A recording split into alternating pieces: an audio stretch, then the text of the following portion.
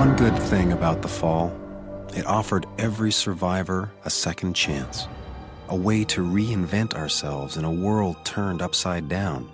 And for some of us, it was an opportunity to find our true purpose. That's certainly how I felt by the time I reached Frisco. I knew my path now, and I embraced it. The New World historians were not writing the real history of the fall. They were trying to alter it, covering up for Parthia, blaming the event on the US government for reasons I still couldn't comprehend. Delandre wanted to confront the historians head-on. I tried to warn her that could be deadly, but... All I see is librarians with guns. Even if that were true, and I knew damn well it wasn't, I couldn't risk being seen. Whatever they were up to, once Arnold knew I was in town, it would only make it harder to stop them. Reporters are like weapons. Dangerous unless you know how to use them. What are you going to tell her? I'll think of something. Trust me. And sure enough, she had that reporter eating right out of her hand. Of course, Delandre had to promise her something in return for the intel. I offered her an exclusive with the one and only Walker. Yeah, like that's gonna happen. Still, Delandre learned that 1,000 copies of the New World history were being shipped all over the world to be translated into other languages. The boat was leaving for China in a few days.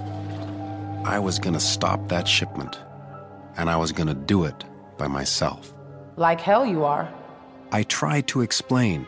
It was my responsibility to turn off the EMP. And the historians, they were my enemies, not hers. Your enemies are my enemies now, Russ. No matter what I said, Delandre simply wouldn't be denied. After being deceived by JD, she wanted a new purpose so bad, she was more than willing to take on mine. Okay, so what's the plan?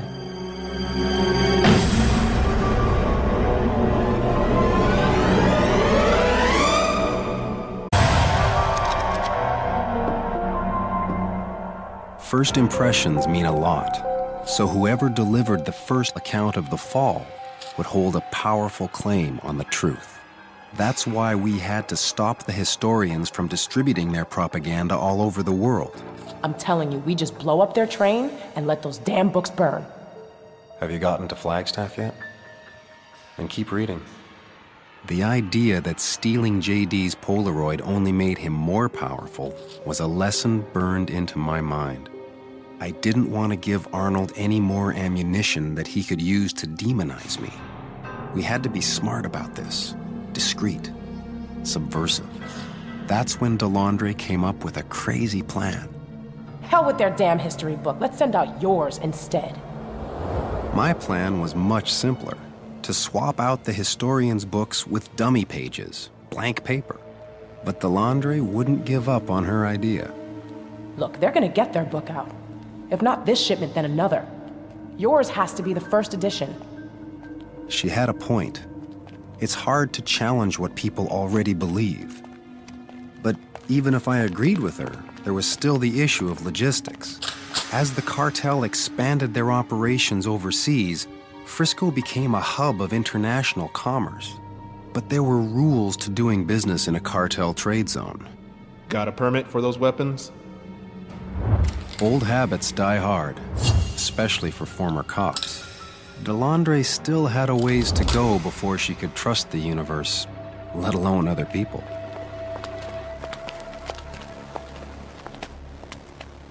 Only thing I trust besides those guns is you, Russ. We had to find a way to print 1,000 copies of my journal in less than 48 hours. Then it hit me. Those newspapers were all over town, with new editions, it turned out, printed every day. Just like that, we'd found a printer. But we still needed a way to get to him. Looks like you're gonna have to give that Walker interview after all.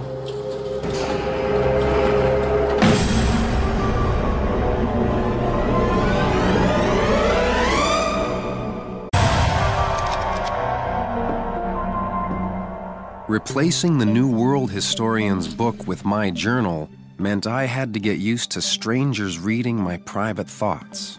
and in this case, it meant going on the record with a journalist. Her name was Louise Kurzweil, Lulu for short, a German exchange student at Berkeley who came here to realize her dream of being an environmental lawyer. But like many of us, post-fall, Lulu's plans changed. Her activist spirit led her to become Frisco's top reporter. This is incredible. I knew Arnold was an egomaniac, but I never imagined he was a total psychopath. It wasn't until that moment I realized my journal actually provided a pretty decent account of events, one that might actually pass for history. But convincing Lulu's boss to print my journal was another matter entirely. I don't print for politics. I don't want problems with cartel. I only print my paper for you and he. Before the fall, Kang Min's longtime girlfriend asked for a commitment. But he was too married to his work, so she left him, moved to the Bay Area. A rising star in cellular, Kang was offered a chance to debut his company's new products at a mobile conference in, of all places, San Francisco. Kang thought that presentation would be the defining moment of his career. Instead, it was the moment his priorities completely changed. Technology was dead, but his love for Yun-hee was reborn overnight. Convinced she'd survived, he became determined to find her, to quell his regrets of letting her go. Every day, he plastered her face all over the city, and his tireless efforts inspired others to do the same. Reconnecting people with their lost loves. That is my new career. I knew exactly what this man was going through. We were both on a personal quest to find loved ones, but I'd learned that when you take on the burden of helping others, there's often an opportunity to help yourself.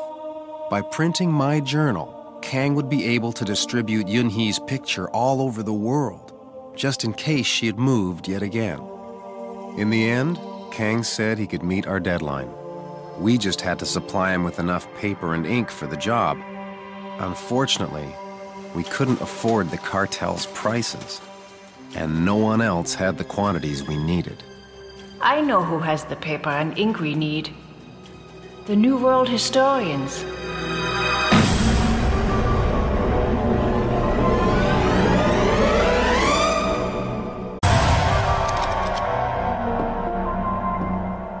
From the moment I decided to stop the historian shipment, my inclination was to go it alone. Against my better judgment, I let Delandre come along for the ride. But when Lulu wanted to get involved, that's where I had to draw the line. Look, if anything happens to you, I'll never forgive myself. If you don't let me come, I won't tell you where the paper and ink is. Give it up, Russ. This thing's much bigger than you now. What could I do? I had to give up control. Okay, they keep their supplies in the back car. Figured the only way we had a shot was to create a diversion. And, of course, Lulu volunteered. What are you gonna tell them? Trust me, I'll think of something. Lulu had obviously been spending too much time with Delandre. They were both fearless and headstrong. But whatever she told Arnold certainly sent the historians into a tizzy. Get those crates out of here, now! Okay, they're on the move. Lulu's diversion worked to perfection.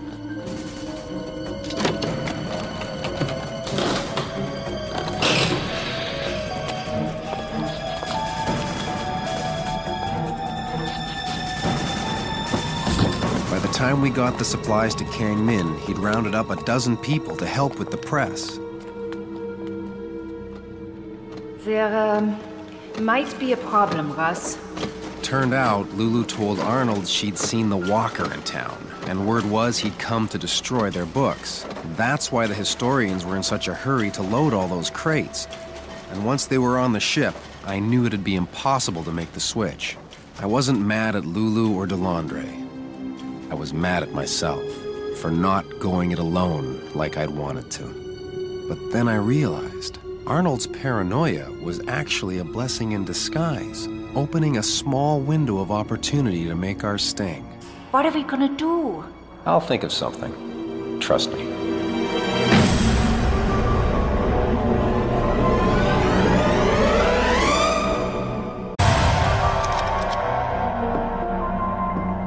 The New World historians were trying to take control of the future by manipulating all records of the past. But when it came to controlling the present, the day-to-day business of life, that was up to the cartel. Powerful as Arnold Schaefer was, he was also smart enough not to challenge the cartel. And that was exactly how we were going to stop him. Hope you brought your transport fee. Transport fee? What the hell is that? Delandre calmly explained to an irate Arnold how the cartel was cracking down on night deliveries, and that the bulletin had been posted all over the city for the last week. What's wrong? Can't you read? She explained she was required to impound the cargo until the fee was paid up in full. But Arnold wasn't about to give in that easily. Fine, I'll get you your ethanol. But my men stay here with the cargo. Suit yourself. But I wouldn't be caught dead with 5 gallons of ethanol at night in this city. In the end, Arnold took his men with him, and we bought ourselves a few hours to make the switch.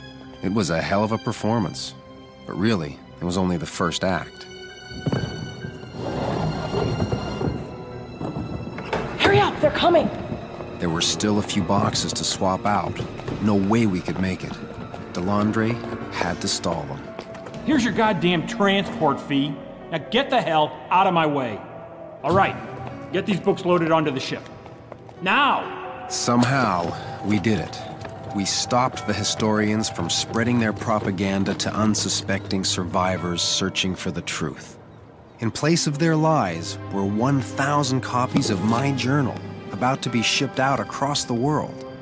My only regret was that the book didn't include the next chapter, the one I was about to write, where all the pieces of the Parthia puzzle finally started coming together.